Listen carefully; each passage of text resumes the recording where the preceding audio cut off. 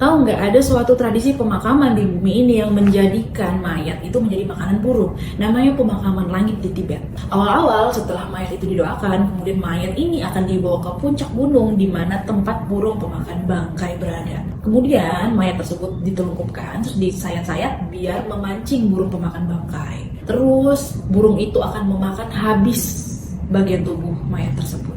Dan yang paling mengerikan adalah kadang tengkoraknya ini juga dibawa pulang untuk dijadikan tempat minum atau tempat wadah makanan.